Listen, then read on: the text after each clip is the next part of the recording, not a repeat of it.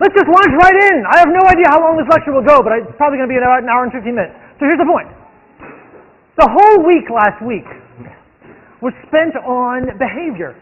We were talking about a specific kind of behavior, conflict behavior. Really, the last 2 weeks have kind of been spent talking about how couples interact. Sometimes there's things couples do to make the relationship better, and there's things couples do that make the relationship worse. And we talked about the research that addresses these issues, and all of that research rests on an assumption that we did not talk about. And the assumption that we did not talk about is that a behavior has a meaning that is inherent to the behavior. That there's things that you can do in a relationship that are either good for the relationship or bad for the relationship, and the goodness or badness lies inside the behavior. That assumption is crucial because I told you that in some of this research we have coders, maybe undergraduates like yourself, look at videotapes, watch a behavior and say, that was good. That was supportive. They're watching the behavior and saying, that behavior, supportive. If you say to somebody, I love your hair, that's a nice thing to do. But what I want to do this week is question that exact assumption. Question that exact assumption, the assumption that behaviors have inherent meanings. Because you can imagine that there are behaviors that are not, there's behaviors that could be positive for somebody, and the same exact behavior could be negative for somebody else. Don't believe me? Well, let me give you an example. One example, this is from one of my favorite films, Annie Hall, one of Woody Allen's classic film, won the Best Picture in 1977, I believe, or maybe 78. Have you seen the film, Annie Hall? Raise your hand. Oh, come now. Go rent it immediately. The point is that in the film, which is the story of a relationship that ultimately ends, there's points where there are interviews with the two people, one of whom is Woody Allen, the other of whom is Diane Keaton. And they're talking about their sex life. And they're parallel interviews.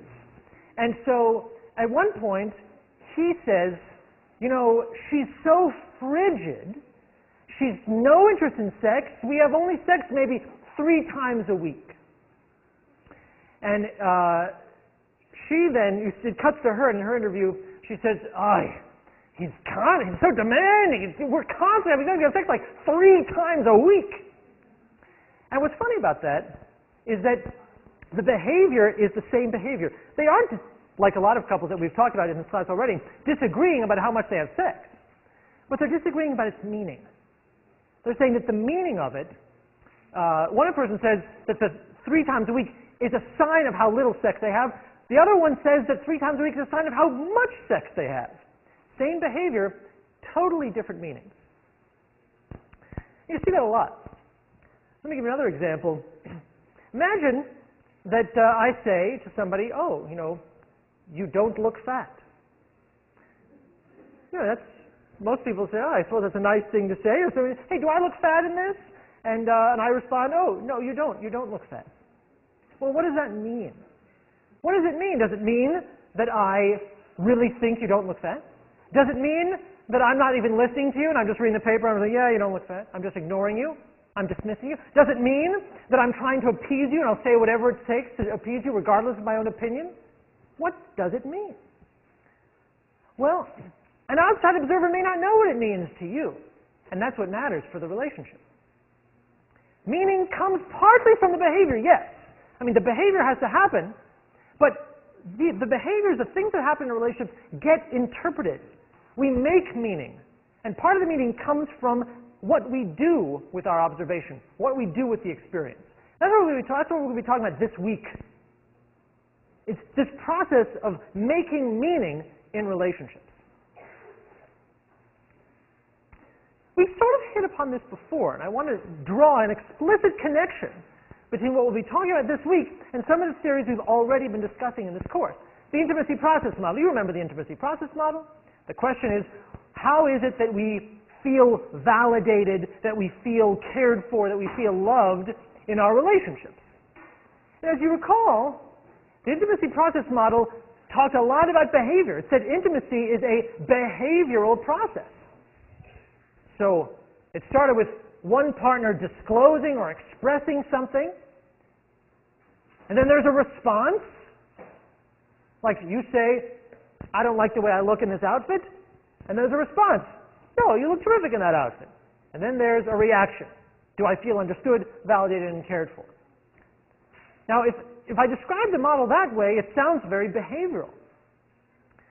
But an element of the model that's crucial, and will be especially crucial this week, is these issues of these interpretive filters that come between the behavior and the response. A behavior, the meaning of this behavior, the impact of a behavior on promoting intimacy in a relationship is not inherent to the behavior. There are probably behaviors that are better or worse than others, of course. But any behavior, good or bad, has to pass through a lens. And this lens is the process of making meaning from that behavior. So if you say, you know, I don't feel like I look good in this outfit. And I say, well, trust me, you look fantastic in that outfit. Well, first of all, my reaction to your disclosure of not feeling good depends on my filter. And my filter is affected by my motives, goals, needs, and fears. Maybe, and we talked about attachment style, maybe I'm uncomfortable with dependence. I'm sensitive to dependence. So when you express a self-doubt, that irritates me. I'm like, oh, suddenly you're needy now? Suddenly I got to take care of you? No, thank you. And that's going to affect my response. Maybe I'm very comfortable with interdependence. Maybe I love being needed. I want to take care of you. That's going to affect a different response, even if your behavior is the same in both cases. And the same thing here. So I say, hey, you look great. Actually, I think you look great. You can imagine there's another interpretive filter, another process of meaning-making affected by your motives, needs, goals, and fears. If I say you look great, you might say, oh, your self-esteem might be low. You're like, I'm sure you're just saying that to appease me. You couldn't possibly believe that I really look great. Maybe you're quite secure, in which case you're like, hey, thank you. That's just what I wanted to hear. I just checking. Yeah, I do look pretty fantastic.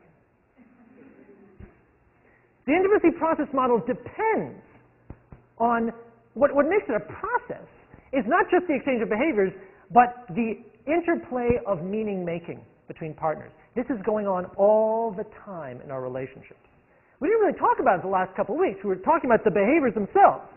But this isn't just frosting on top of the behavior. This is an integral part of how behaviors play themselves out and the implications that they have in our relationships. Well then, what informs our meaning making? This week we'll be spending 2 lectures on this topic because there's 2 whole chapters of our book on this topic. Today I want to talk about the effect of the kind of knowledge we already have about relationships. And then on Friday we'll talk about the sort of meaning-making process a little bit more.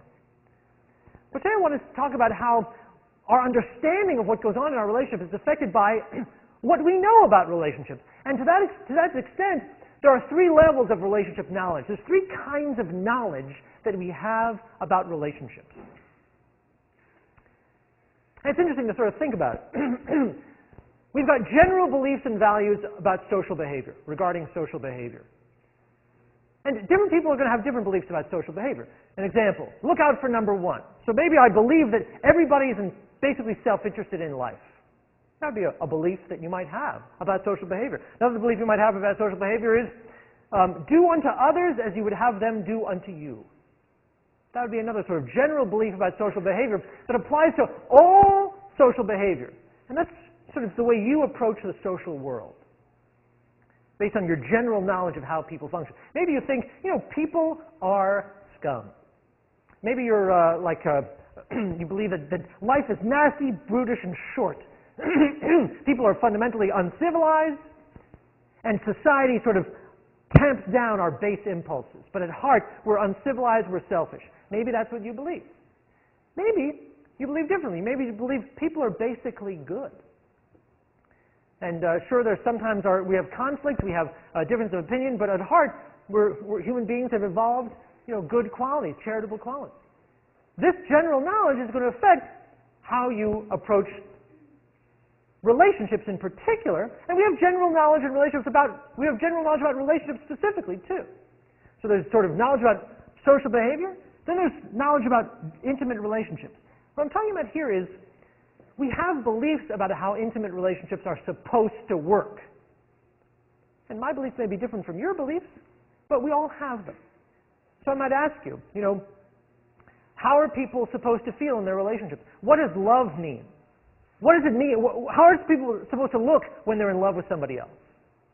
How are people supposed to behave when they're in love with somebody else? This is still general beliefs and values. This is still general knowledge about what relationships are like in the world. But your general knowledge may be different from mine. And then working even more specific from our knowledge about relationships, our knowledge about social behavior, to our knowledge about intimate relationships, we also have our specific beliefs about our own relationship. How does your relationship work? You can imagine a difference here. You can imagine that I might say, relationships work in this way. Like, when people are in love, they hold hands and they gaze at each other when they walk along the path. And then I might say, okay, if that's how intimate relationships work when people are in love, tell me about your relationship. Our relationship isn't like that. We don't have that kind of relationship. Well, if you believe that love is about holding hands and gazing at each other, and you also believe that your relationship doesn't have that, well, then we know something about the kind of meaning that that you are making. And we can make some predictions that if your specific beliefs don't match up well with your general beliefs about what's nice, well, you're not going to be happy with your relationship. And that's the way thinking about cognition and relationship often proceeds. We sort of think, well, what does this knowledge do for us? By the way, I did post these slides 30 seconds before I left my office. So they are posted online, but none of you have probably printed them. So what functions does this knowledge serve? What does it do for us? How does it work to know things about relationships in advance of our experiences of relationships? Because this knowledge is kind of unique. The thing about intimate relationships is that we know something about it before we ever experience it. Since we grow up surrounded by intimate relationships, since intimate relationships are such a fundamental part of everything that we see in media, everything that we read in stories, listen to in pop songs, we have all this knowledge in our heads, even if we've never had an intimate relationship ourselves. And then we have our own relationships, and that knowledge is added to that. So what does it do? Well, it does three specific things. There's three things that our advanced knowledge, our existing stable knowledge about relationships does for us. One thing, it helps to understand and explain the world. So I draw on my beliefs, my own theories about relationships, when I try to explain other people. Why are they unhappy? Well, a lot of times if I look at somebody else and I say, that's a bad relationship, I'm basing that judgment on my own knowledge of what a good relationship is all about. So we draw on our knowledge to explain the world around us. We also, and this is different, we also use our knowledge to anticipate and predict what will happen. That's an important part of navigating the social world. I want to know, well, is this a relationship that's likely to succeed or fail? Somebody else's or my own? This is especially useful, for example, in the realm of forming relationships. If I'm contemplating a potential relationship partner, I want to know, if I enter a relationship with this person, is it likely to be a good relationship, a fulfilling one? On what basis am I going to make that judgment? On the basis of my existing knowledge about relationships. Given what I think I know about what makes for good relationships, I'm going to choose one person over another person. Because I'm going to use my knowledge to predict a relationship with one person is going to be better than a relationship with another person. So this knowledge suddenly becomes really important. And the third reason it's important is we use our knowledge to control and regulate our behavior. In the example that we were talking about at the beginning, if my partner asks me a question, how do I look in this?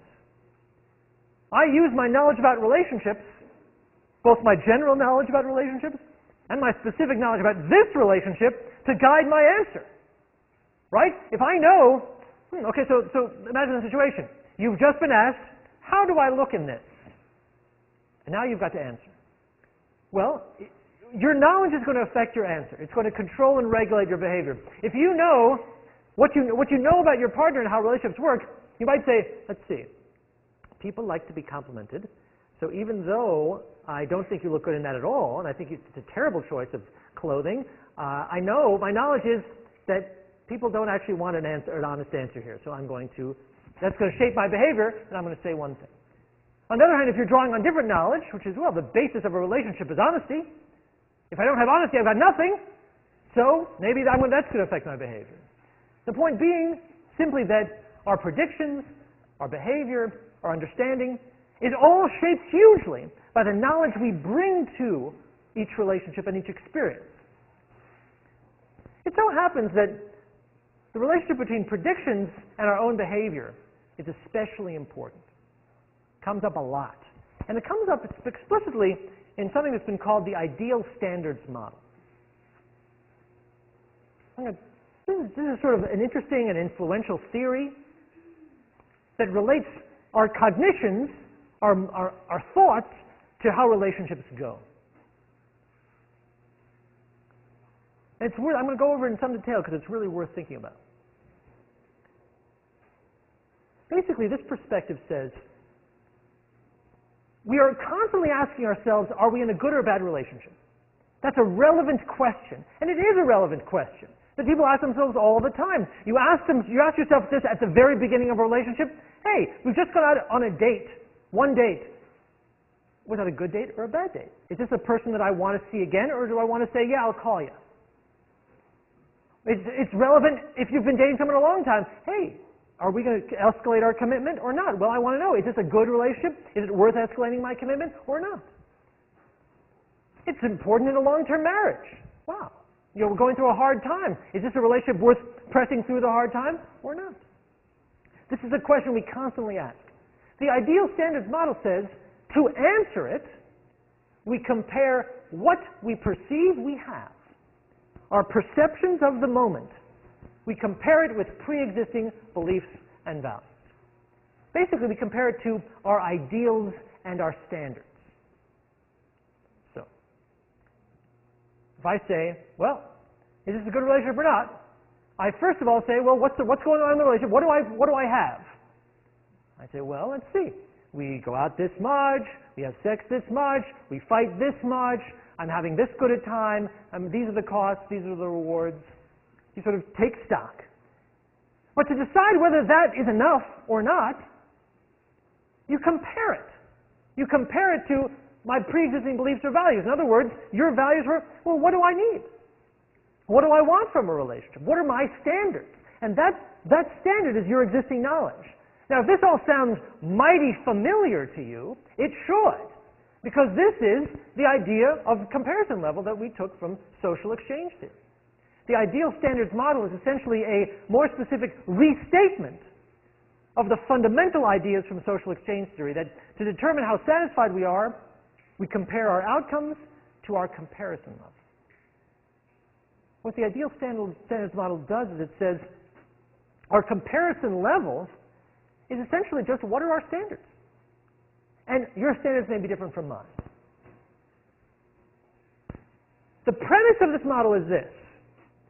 If I get more than I expect, if the comparison between what I perceive I have and my standards, my beliefs and values, if that comparison is positive, happy.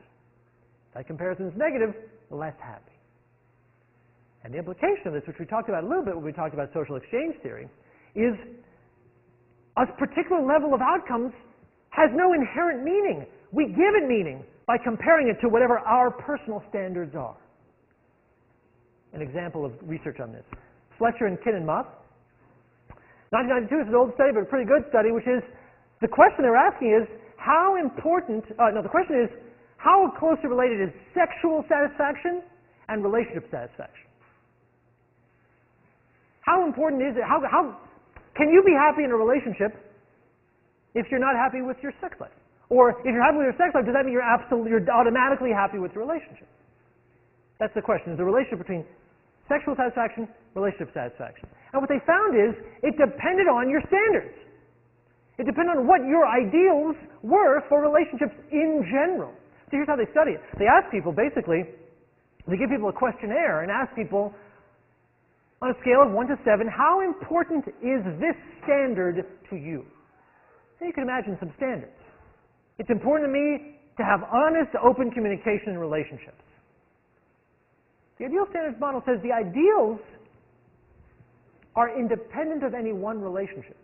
These are values that you have across relationships. It's just a value that you have. It has nothing to do with your current relationship. It's just saying, in relationships, this is what matters to me, not fighting. In relationships, this is what matters to me, open communication.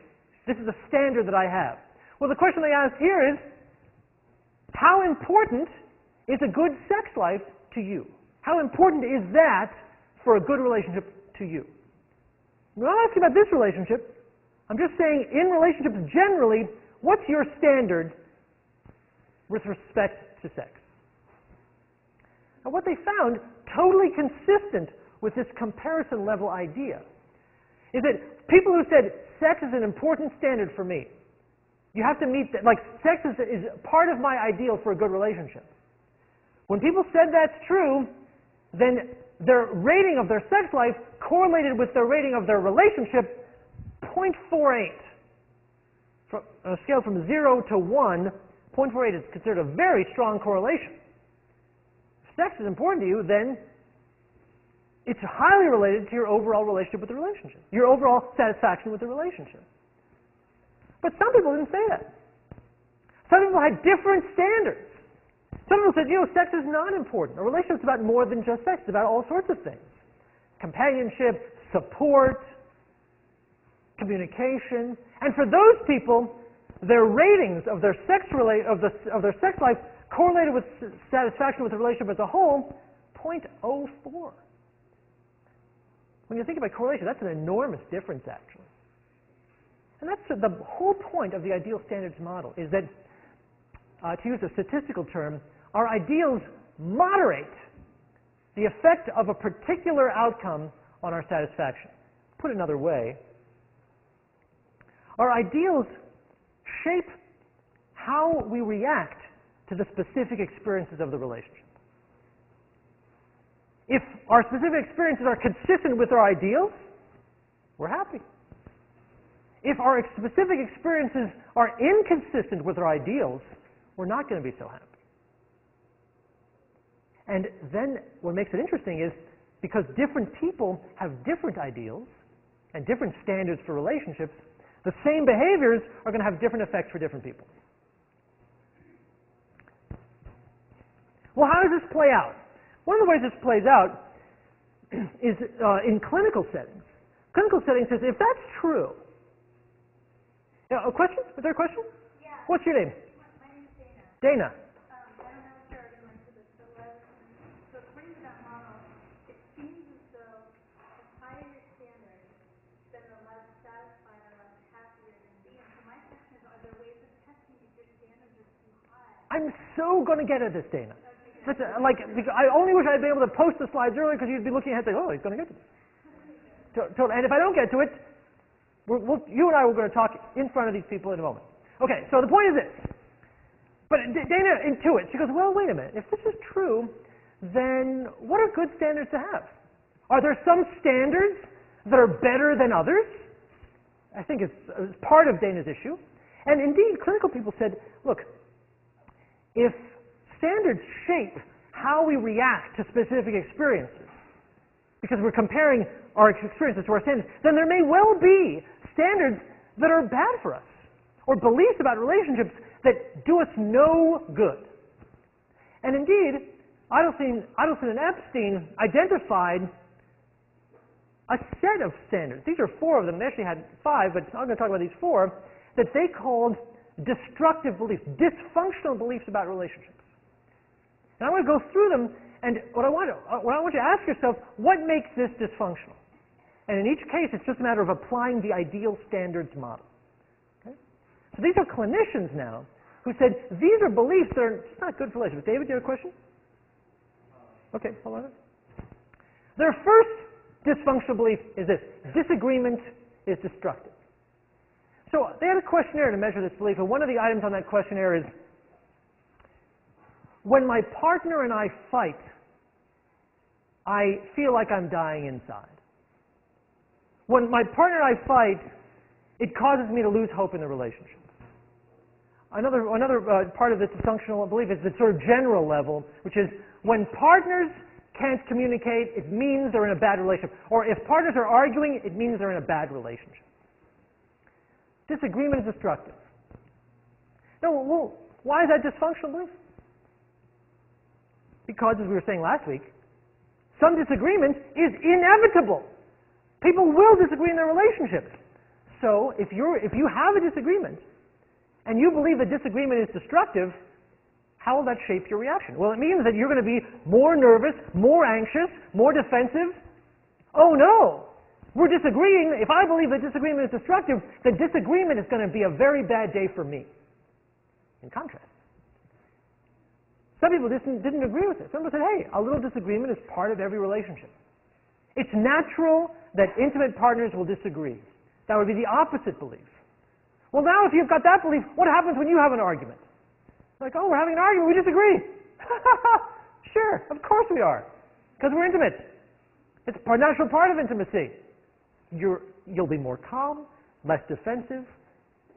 The same argument, but your belief shapes your reaction to it. A second dysfunctional belief, mind reading is expected. An example of an item that people agreed with when they agreed with this dysfunctional belief was something like, intimate partners should know what each other is thinking without having to communicate in words. Now, admit it, you've heard people say this. Like, oh, this is such a good relationship, I just look at her and I know what she's thinking. And that's what a good relationship is all about, isn't it? Just know. Or how about this one? Look, I can tell you what I'm thinking, but I shouldn't have to. You should just know. You should know me so well. We should be so close that you should just know that I'm incredibly pissed off right now. Well, mind reading is expected. If you really believe this, if you believe that in a good relationship people should read each other's minds without speaking, then what happens when you don't know what the other person's thinking? Uh-oh, maybe we're not in a good relationship. Or also, what happens when there's an opportunity to communicate honestly, openly, and directly? Well, why bother? Mind reading is expected. And of course, that's a problem. Because it means you're not going to be working on open communication. It means that if you miscommunicate, it's being considered, oh no, then I haven't read your mind. There must be something wrong with our relationship. In contrast, people who disagree with mind reading is expected are the people who say, the only way for people to know each other is through communication. Talking honestly and directly is the only way to get closer to another person. And if you believe that, it'll guide your behavior. You're more likely to actually engage in that kind of communication. Which turns out to be a good thing. Sexual perfectionism. Again, you sort of get the pattern here. People who agree with this nexus of beliefs agree with the statement, it's very important to me that I satisfy my partner sexually every time we have sex. Another one is something like, every time we have sex, it's got to be a romantic, perfect, fulfilling fireworks experience. Well, if that's your life, good for you. But if it isn't perfect every single time, how do you react? Well, if you score high in sexual perfectionism, then the failure to have a perfect fireworks experience each moment is a big deal. Oh no! What does that mean? Does that mean we're in a bad relationship?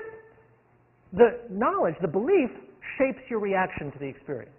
In contrast, if you disagree with sexual perfectionism, if you're sort of saying, well, sometimes we'll have a good sex, sometimes it won't be our night, then if it's not your night, your reaction is going to be more moderate. It's less of a catastrophe. A fourth dysfunctional belief is the idea that men and women are basically different. The sort of belief that, And people who agree with that endorse statements like, men and women have totally different ways of communicating. Well, if you believe that men and women have totally different ways of communicating, if you've read the book Men Are From Mars, Women Are From Venus, and you believe it, it kind of lowers your motivation to try to understand your partner if your partner is of the opposite sex. Because you've been told, you believe, look, there's a distance between us that there's no point bridging that distance because we're fundamentally on different planets. How does that affect your motivation to actually try to connect with your partner? It lowers your motivation to try to connect with your partner. In contrast, if you reject this idea, like actually men and women aren't basically different, there are no inherent differences between men and women that would prevent communication, then that would raise your motivation to try to communicate with your partner should you have an opposite sex partner. I went through this basically to point out that how the ideal standards model is applied. Over and over again, for each of these beliefs, the idea is the same, which is our beliefs will modify our reactions to specific experiences. We have a specific experience, and the nature of our beliefs modifies it. And so Dana points out, well, I'll still get to that. I mean, by the end, we will get to Dana's issue, which is, what's the implication here? What's a healthy way to believe? What are healthy beliefs? We'll get there. These beliefs seem to be unhealthy. Why?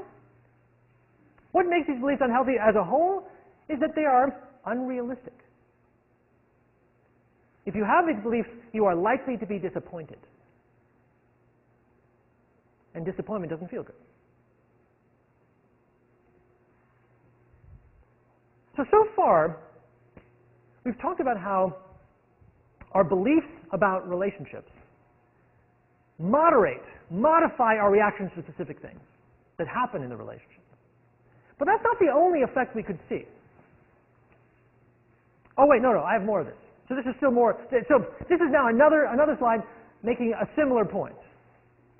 And we talked about dysfunctional beliefs in the previous slide. Another set of beliefs that have been studied a great deal in the same way, that functions as ideals that we compare our experiences to, is the idea of implicit theories of relationships. So let me ask you, which statement do you agree with more? Relationships that do not start off well will fail, versus people can change the way they act. I'm not going to ask you, I'm not going to take a show of hands, but this first statement is part of a nexus of beliefs that people have that have been studied a great deal, especially in college students, which gets us the idea that some people think that relationships are kind of fixed. A relationship either is good or it isn't. And either you're destined to be together, you found your soulmate, or you're not destined to be together. And that's a language that I think some of us are at least familiar with, which is, you know what? It's just not meant to be. I'm not feeling it.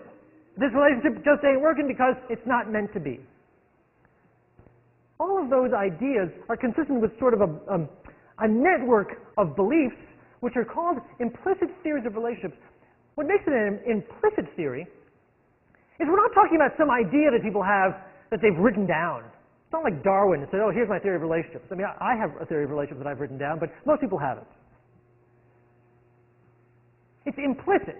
It's a theory that people have in their heads even though they haven't articulated it explicitly. And one theory is the theory that relationships are these fixed entities that either work or they don't. And there are people who will endorse this theory, who will say, I agree with that. A second theory is a theory that people can change and that relationships can change if you work hard enough. So the second sort of network of beliefs is the idea that relationships need work, and with work, you can make them successful. You can get someone to change if you don't like the behavior through a lot of hard work, therapy, communication, or what have you. You see the difference. So it says relationships are fixed, relationships are malleable. Relationships are fated, relationships are something you work on. And a fellow by the name of C. Raymond Nee, he goes by Chip, if you ever meet him. He's at the University of Houston, and he's a friend of mine, and he studies this. He measures how much people endorse these two theories. And what he finds is that the extent to which you believe one of these theories versus the other has a lot of implications for how you react to what goes on in the relationship. Much the way we've been talking for quite a few minutes now. So for example, he asks a question, how important are your perceptions of your partner's personality to your satisfaction? So what he asks, what he does is bring people into a room, ask people, tell me about your partner. Tell me about your partner's strengths, weaknesses, tell me about your partner's character. And most people, if you ask them, will say, oh, my partner has many, many strengths if they're in a happy relationship, and also some weaknesses. And some people see more weaknesses than others.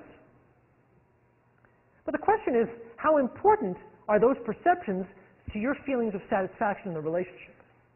And what he finds is, it depends on your theory. If you think that people can change, that people can grow and change and evolve, then your perceptions of your partner's personality are less linked to your satisfaction in the relationship. Because you're like, oh, my partner has some flaws, but they're growing. They're changing, we can work on it.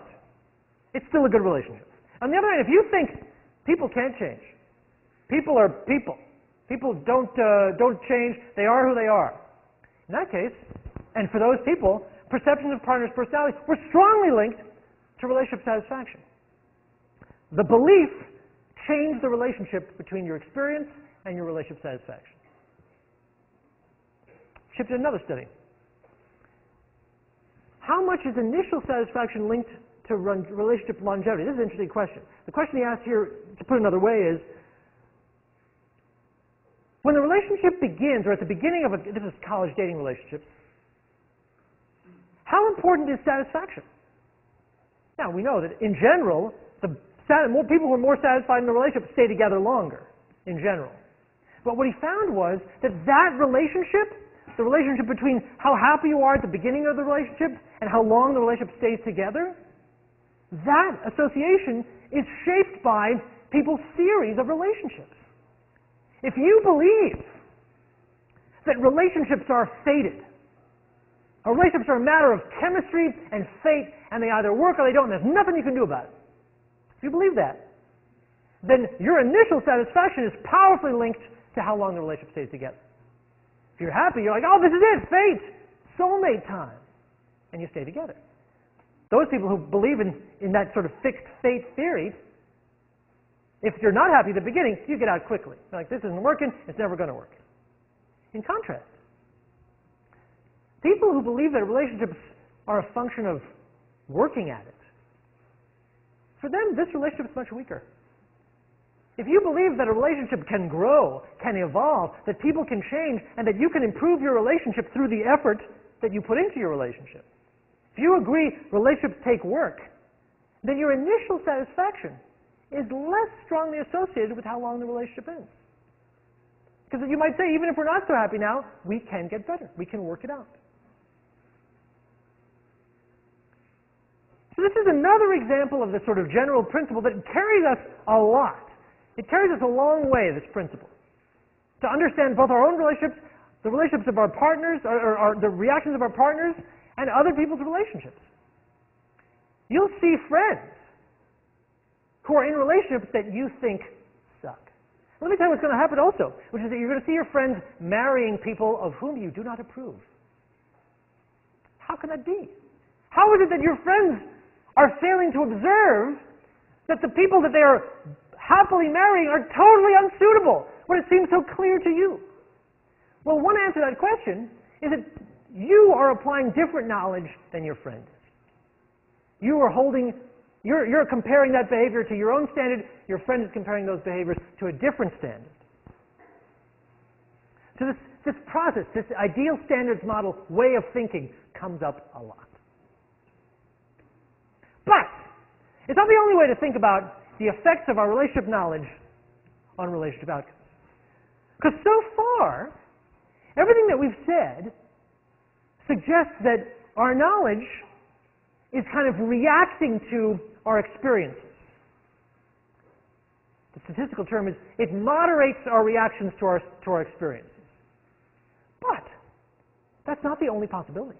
Not at all. It's also possible that our knowledge shapes our experiences. Our knowledge actually changes the experience,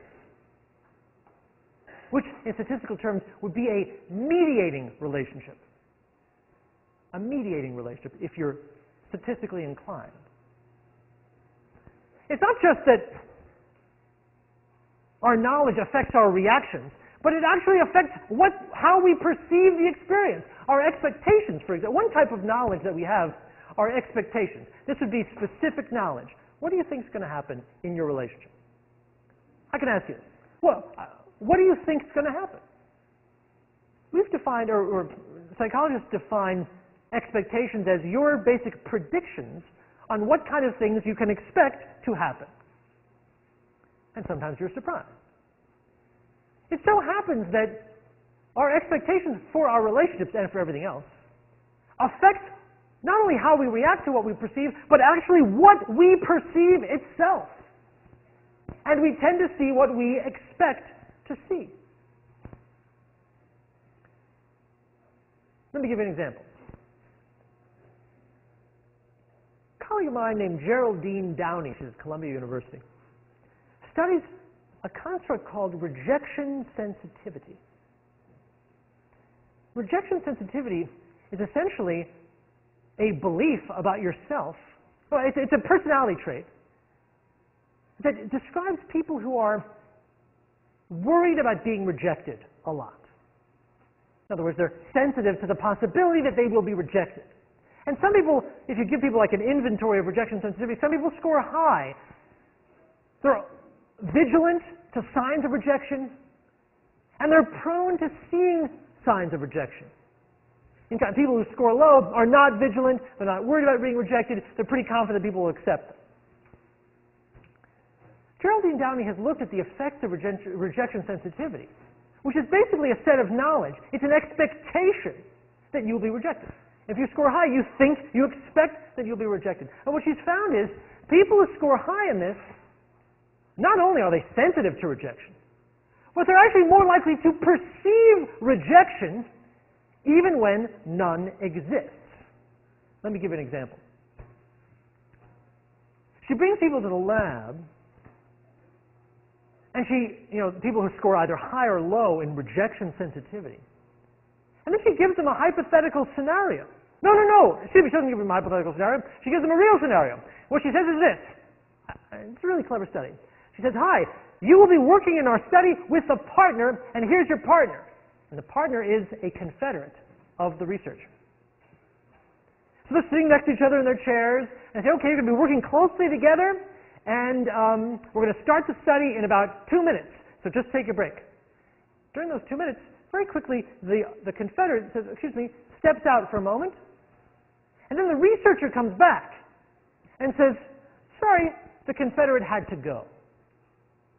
So we won't be able to do that part of the teamwork part of the study. We'll do this other part of the study instead. And one of the questions is, how does the real subject, why do they think the confederate has to go? And how do they feel about it? Now, if you are low in rejection sensitivity, you do not expect that people will reject you. Why did the confederate have to go? Why? If you're a confident person, you're low in rejection sensitivity, what are possible reasons why this confederate suddenly stepped out and didn't come back? They felt sick, they got sick. Oh, my cell phone rang, my wife's going into labor.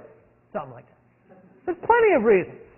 There was nothing in the scenario, nothing that directly implied rejection of the real subject. And indeed, the real subjects who were low in rejection sensitivity perceived no rejection at all. Thus, their mood was not affected, nothing was affected. But, as you might imagine, the people who were high in rejection sensitivity felt that the confederate had left because they didn't want to work with them personally. They took it personally, and they perceived the confederate's absence as a rejection. They perceived rejection where there was no rejection. because their expectations affected their perceptions. So suddenly these people had a rejection experience, even though someone else in the same chair wouldn't have had. They had no rejection experience. The perception, the expectation affected the experience, created, in a way, the experience. Danielle? Yes, it's 100% a self-fulfilling prophecy. Can you just repeat again the difference between moderate and mediate? Because I feel like it's kind of the same thing. So you're saying one with moderate, it seems like it changes how we react to experiences? Yes. I would rather actually, I'd rather not get into that actually. Because basically the idea, the quickest way I can say it, the simplest way I can say it is, so far in the class, we've been talking about how an experience exists, and our reaction to it is shaped by how we think about it. Here we're saying that our expectation actually creates the experience, causes the experience. David? To what extent do people who score high in rejection sensitivity have low mate value? Have low mate value? You mean, I think you're saying, to what extent do people who score high in rejection sensitivity, to what extent are they right to be sensitive because they actually, are ugly or unattractive or unappealing mates? I don't know. It's a good question, though. I don't know. It's worth looking up. You see the point, though. Any other questions about that particular example? It's an example where the sensitivity creates the perception. It doesn't just react to the perception, it actually creates the perception where otherwise there would be no perception. Yes, in the back. Tell me. Tasia.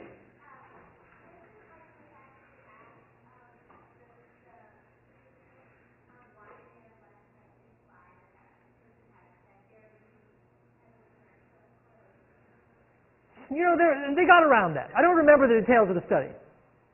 But they got around it. It's a good point. It seems a little suspicious that the person walked out, now I'm saying, oh, and by the way, why do you think that person walked out? Did you think it had something to do with you? They didn't do it that way. They found some good cover story to get out of it, but I don't remember the cover story. Is it Hugo? Robbie. Hi, Robbie. Would the opinion or the perception of the subject matter whether the competitor was attractive or not, or did it matter? It didn't matter. The competitor was always the same thing. The competitor was held constant. The competitor was always the same attractiveness because it was the same competitor every time. So Was she attractive? I don't know.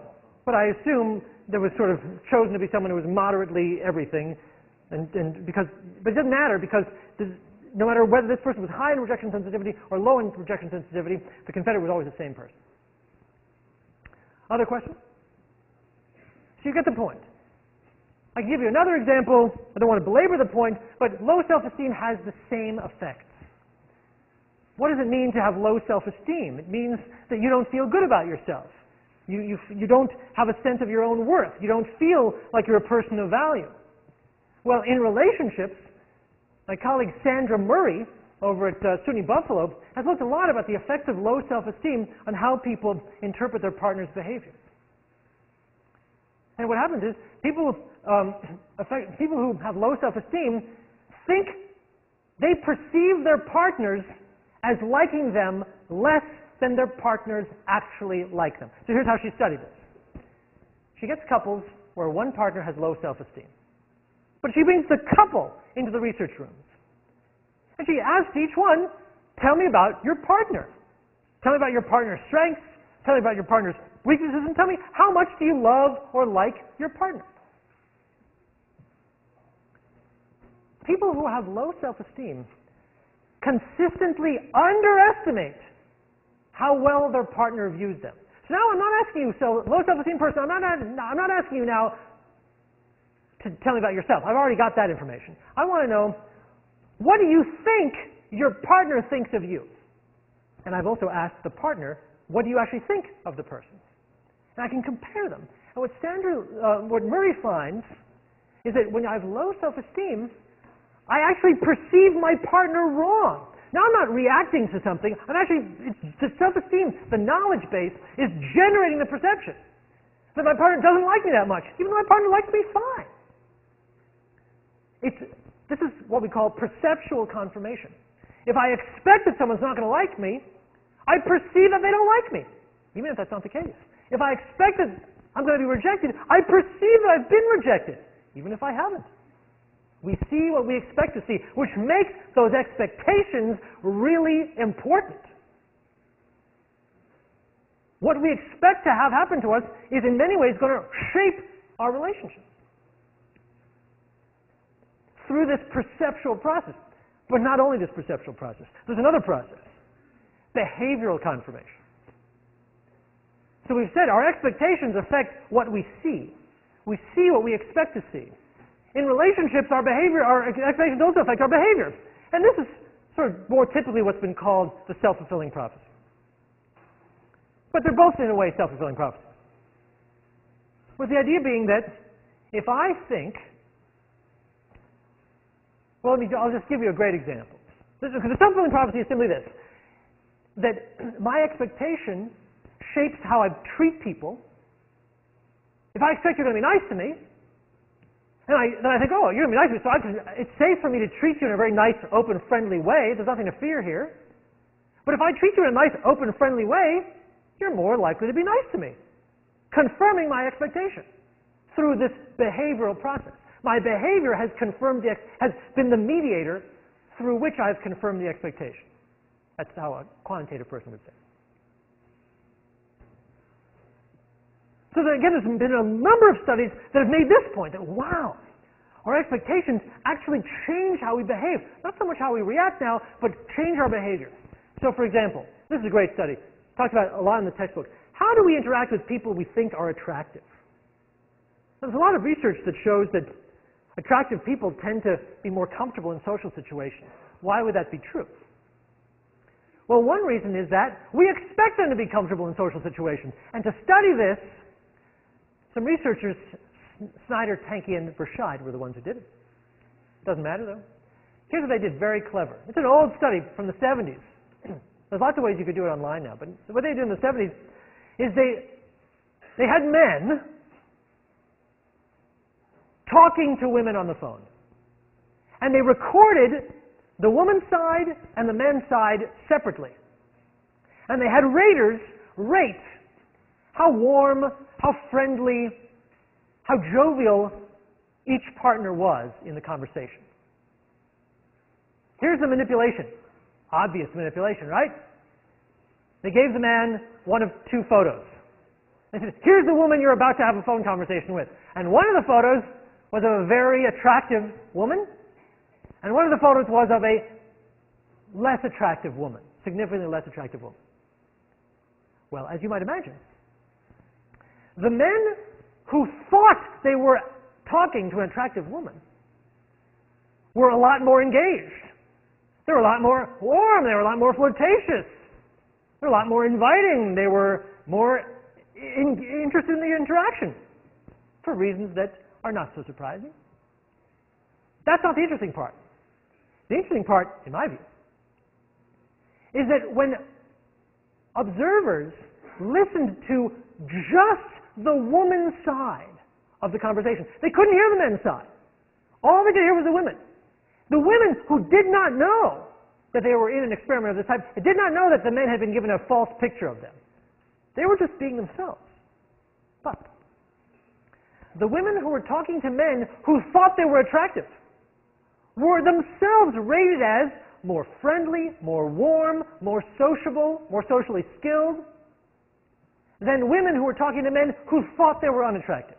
The men, in other words, were actually drawing out of their interaction partners the behaviors that they expected to see. That's powerful. That's behavioral confirmation. The issue here isn't that the men perceived their partners to be more attractive, although they may well have, but that when they expected, because of the picture, that their partners would be more friendly and social, they actually got more friendly and social partners.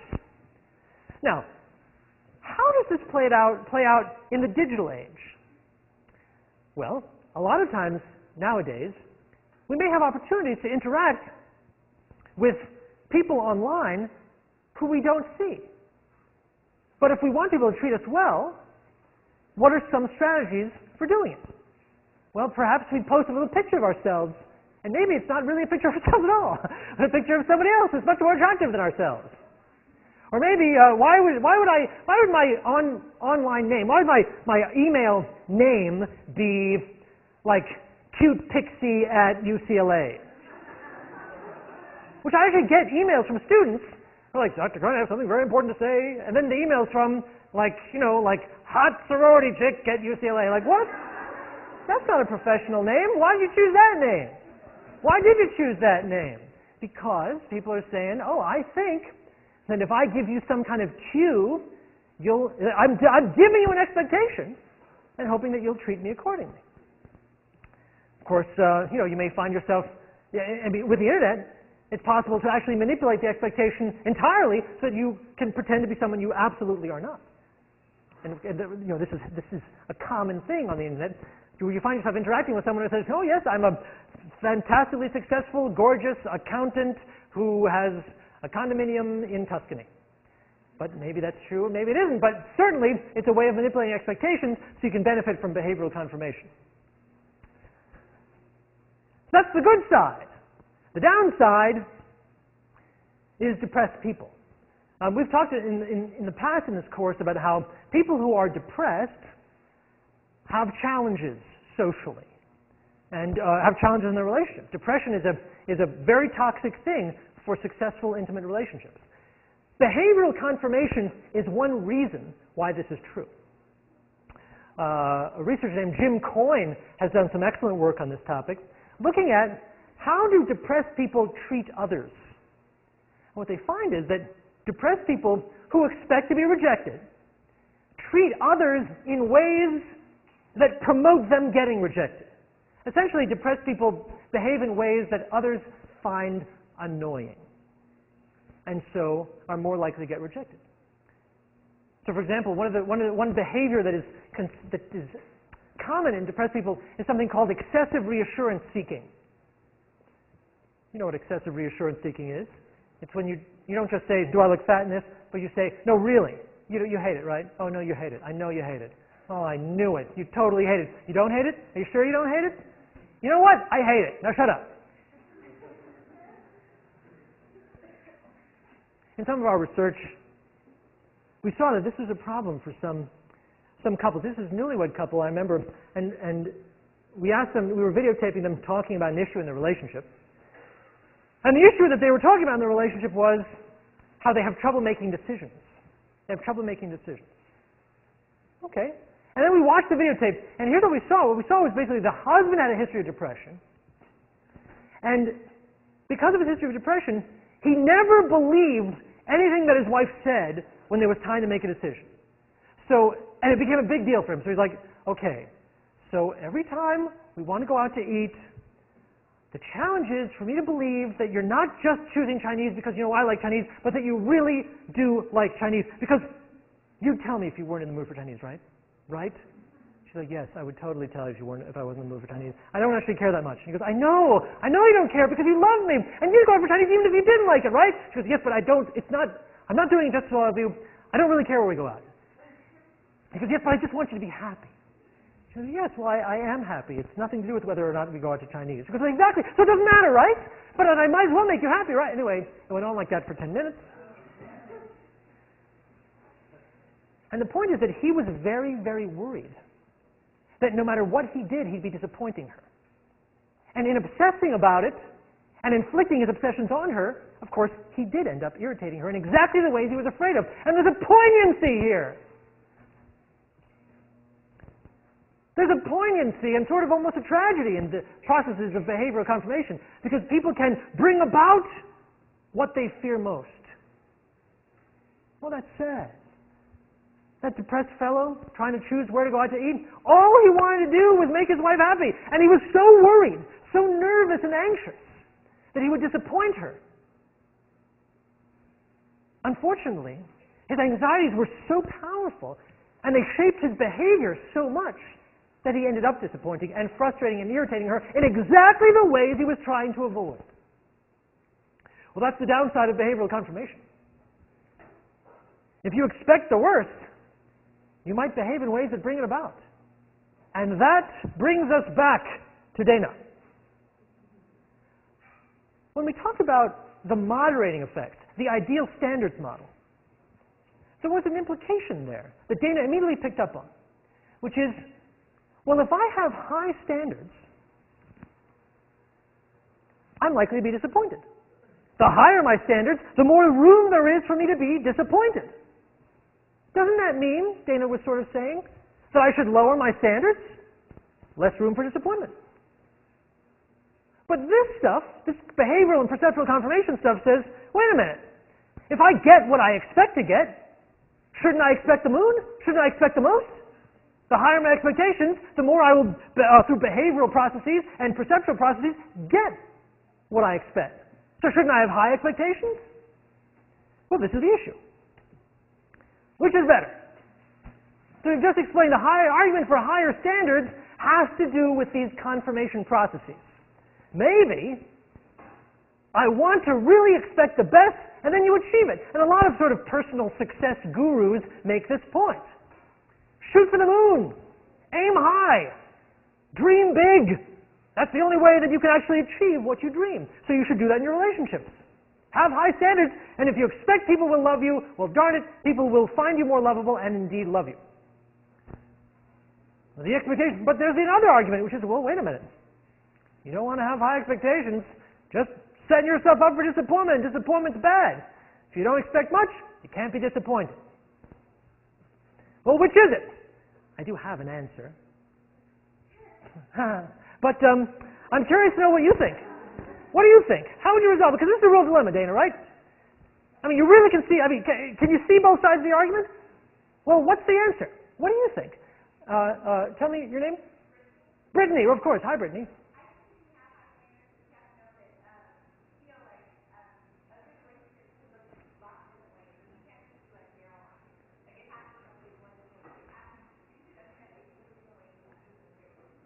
Okay, so Brittany's trying to have it both ways. So Brittany says you can have high standards, but they shouldn't be narrow. You should sort of have high standards, maybe generally high standards, but be aware of different ways that relationships can reach those high standards. Interesting idea, Brittany. Danielle? Maybe it's important that each partner, their standards are similar. Oh, that's an interesting idea. Danielle says maybe it's a matching issue. It's not about whether you have high or low, but they have to be similar. If we both have high standards, then then we're both going to be okay. I can tell you that that's probably not true, because if you both have you're both disappointed. If you both have high expectations and they're both disappointed, well, that's two disappointed people is not better than one. Luke. Have high standards, but keep them realistic. Interesting. Well, I mean that is the answer. So that is the answer we came up with. Exactly that. I'll expand on that in a moment. But what are other thoughts? Melissa? Standards are different than expectations.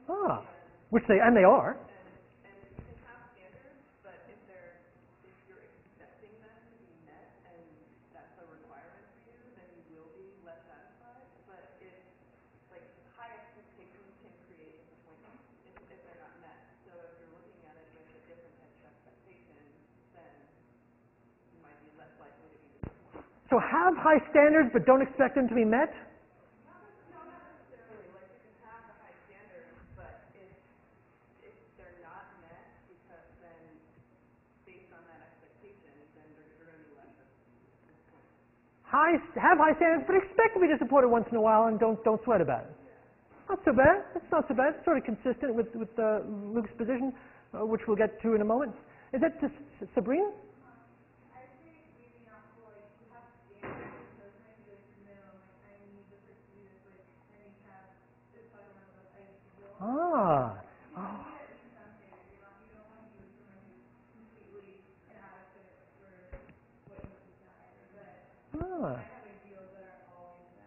That's not bad. So have high ideals. Shoot for the sky, but make your standard what you'd settle for. So you're like, well, I'm willing to settle for something less than my ideal, but I do have high ideals. Interesting idea. Kind of also sort of consistent, but that's a very nice way of putting it. Other thoughts? Other thoughts? I didn't mean to shut down the discussion. Heidi?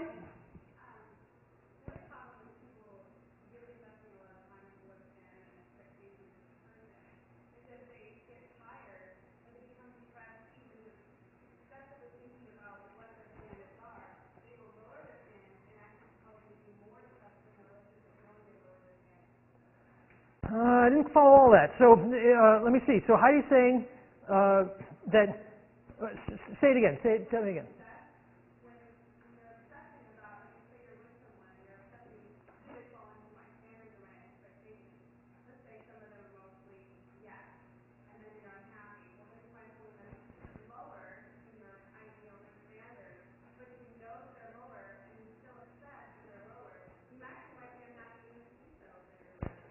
Now I think I get Heidi's point. Heidi is saying that basically paying too much attention to this, about thinking too hard about these issues in your own relationship probably isn't a good thing. Heidi's saying, if you obsess about your own standards, whether they're being met, whether you're lowering them too high, you've already lost the game, according to Heidi. Did I get that? Am I summarizing you pretty well? And by the way, separate from this class, separate from my point I'm trying to make here, there's some evidence for that. People who are ruminating about their relationship too much are probably not the happiest people. Was there another point? Well, then let me.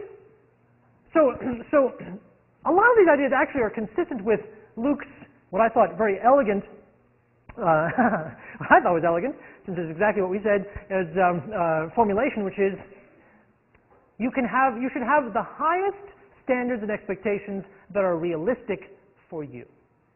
So what does that mean?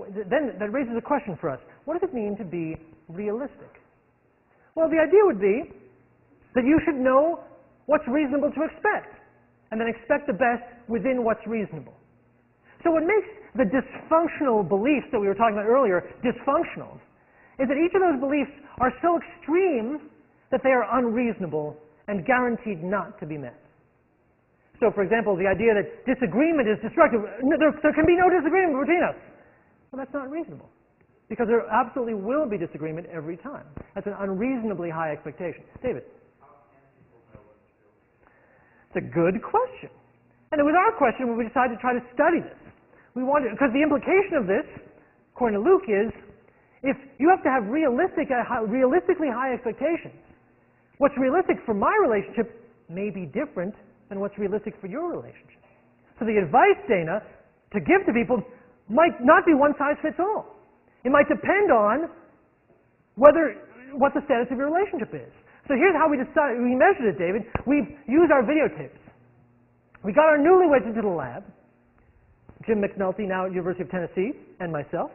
We brought the newlyweds into the lab, and we videotaped them talking about a problem, as I've discussed with you last week. And we had the raters now evaluate, so we wanted now an objective sense of whether people were good or bad at dealing with their problems. And we had observers who could agree with each other that couple is being pretty effective and that couple isn't being effective. Early in the relationship, as newlyweds, within 6 months of marriage. And then we also asked these same exact newlyweds to tell us about their expectations for the relationship. Do you expect you're going to do well? Do you expect you're going to be happy a lot of the time, most of the time? Do you expect your partner will be there for you when you need always? We had a measure of expectations where some people scored really high. They had super high expectations for their relationship. They thought they were going to have a fulfilling, satisfying, low conflict, high passion relationship. Other people, even as newlyweds, had lower expectations. They were saying, look, we're married, but I'm not expecting it to be wine and roses all the time. I'm not expecting that we won't fight. I'm expecting that there are going to be some difficult times. So there's a wide range of expectations. And what we want to know is, who does the best over time? Who declines the most? And we know that over time, most relationships decline. The question is, who declines the most? So we sort of divided up the data so we could look at 4 groups. The people who were, according to the objective raters, doing a good job at resolving conflict.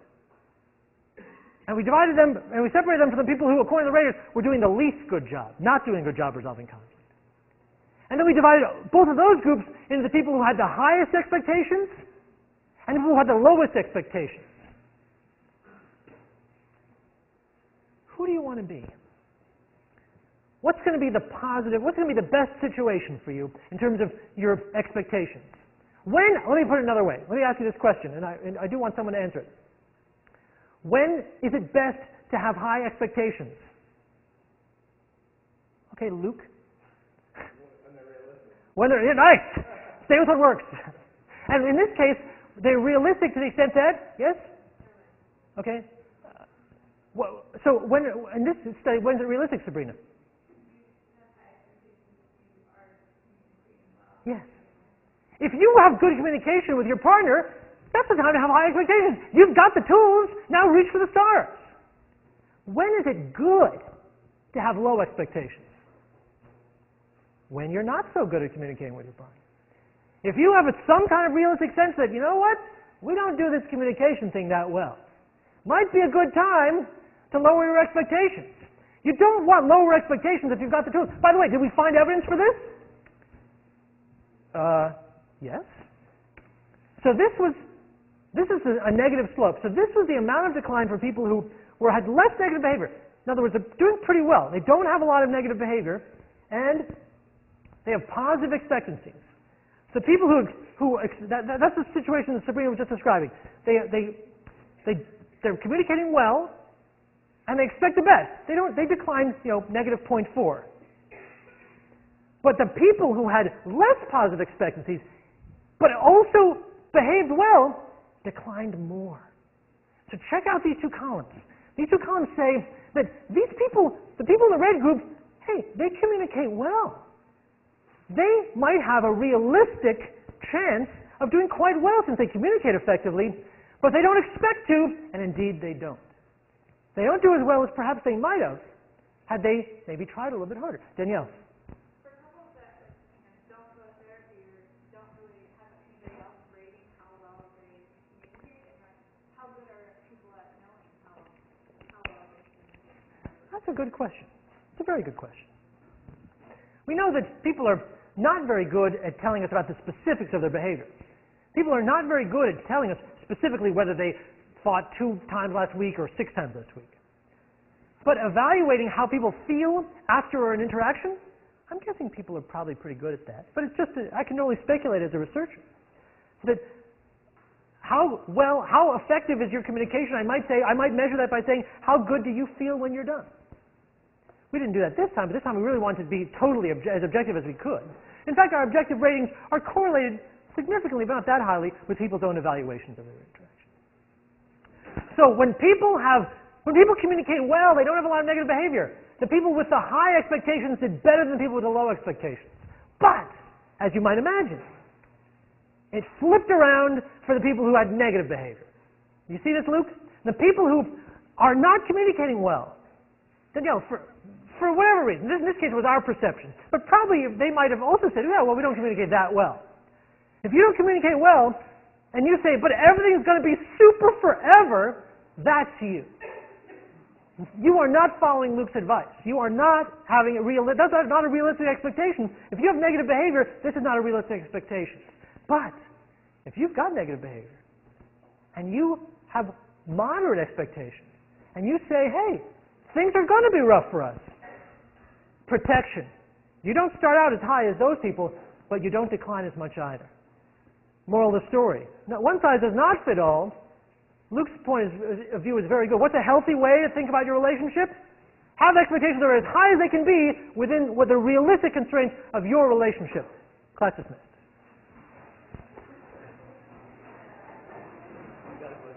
Yeah.